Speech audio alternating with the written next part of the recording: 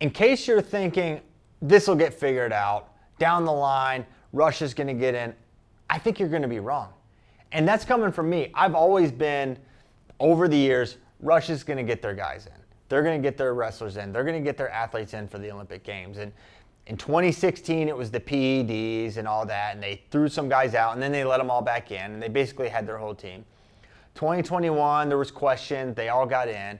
And they were out of the World Championships in 22, and then back in 23. And, you know, prior to the 2023 World Championships, there were a bunch of wrestlers that were like off the list, including Sajalayev and I don't want to say the others because I'm not as positive about those. But there were some big name Russians that were potentially could be left out of the 2023 games, and I said then they're going to get them in, and they got in, right? Well, if you thought that was going to happen for the 2024 Olympic Games, I think you're going to be wrong. I think, and that was something that I had thought, like they'll figure out a way to get in. This seems, after the IOC put out their list of approved wrestlers, it seems as though there are no takebacks, no revisions. This is it. And not only am I reading into that from what the IOC has put out and what they're saying, but how Russia is behaving and reacting to this news. We saw the Russian Taekwondo, the president of that federation, told the head coach, there's no way. It's like, this is final. We're done. So you would expect Russia to fight this to the bitter end, and they do not feel there's a fight they can put up. So between that and now Zaurbek Sidakov, the Olympic champion in 2021, world champion last year, guy who beat Burroughs twice and Kyle Dake once, he's already talking about a potential transition to MMA. This is not the behavior of people that think they're still going to get in. So I think any hopes to see some of these big name Russians at the Olympics, I think you may as well come to terms with that's just not going to be the reality. So let's get into the who. There's some massive names that are not going to be wrestling at the Olympic Games, starting with the big one, Abdul Rashid Sajalayev. This guy's a 7-time world and Olympic champion.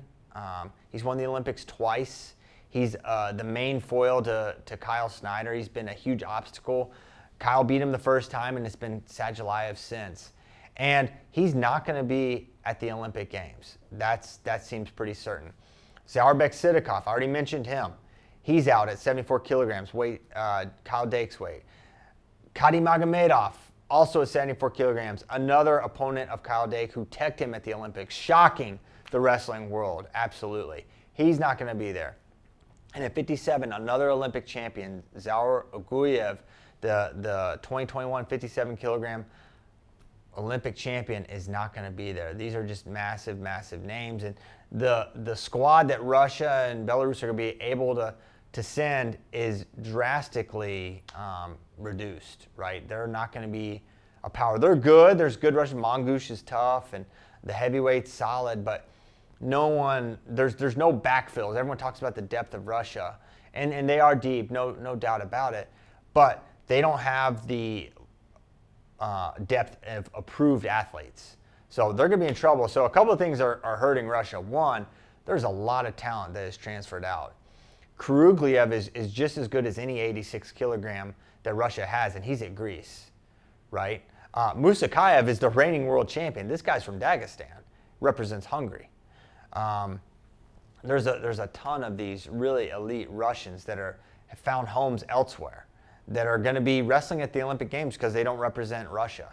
And that's going to be in some ways, if you're disappointed Russia's not going to be there, well, you're going to have certainly a Russian flavor to these Olympic Games still. But there's no doubt that the games are going to be drastically changed. And I don't think there's any scenario that we see these guys let back in. If they weren't on the approved list, don't look for them to get in. Another thing to look for is with some of these weights, they were able to submit a couple names, Russia was. And then the IOC or whoever would look into it and be like, nope, they're not approved. And there's no other list. There's no other names on that list. So if those two that you put weren't approvable, then that weight gets thrown back to the pool. And that happened at 77 kilograms Greco-Roman.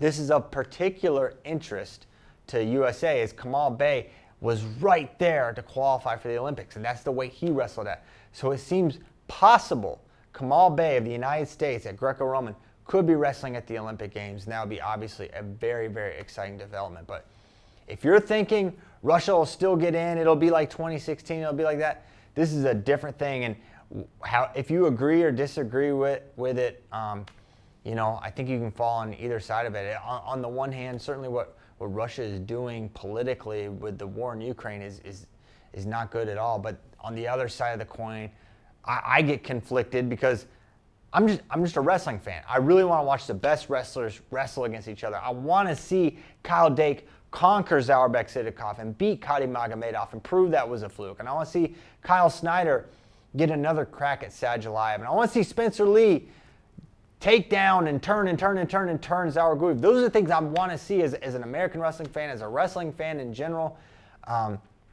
This is our Super Bowl, and we're not going to get to see it. And it is disappointing, right? And on the political side, how does the IOC decide which wars are like just really bad and which wars are okay and acceptable and don't get you excluded from the Olympic Games? I don't understand how you make that decision, and I'm glad I don't have to make it. But to me, just at a surface level, I don't understand why one gets you excluded, one gets you, you're included and in good standing with the IOC. But that's just because I'm a wrestling fan, and that's what I care about and spend most of my time learning about. So maybe I'm just ignorant on that stuff. But either way, the Olympics are still going to be incredible.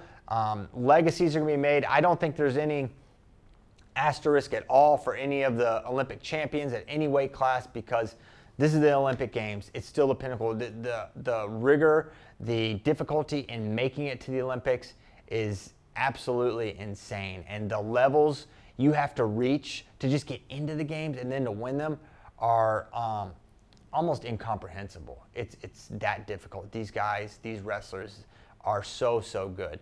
It's going to be fun. It's going to be a part of the conversation, right? As you talk about the 2024 Olympic Games and we talk about this guy won, you're going to be talking with your buddies about wrestling. Someone will say, yeah, but Sidikov wasn't there, Sadulayev wasn't there. That's part of the conversation. Nothing wrong with that. But the reality is the Olympics are every 4 years, and I think we're going to have a great Olympic Games, and I think Team USA is going to have a much improved Olympic showing as a result of this. I think there's no question about that.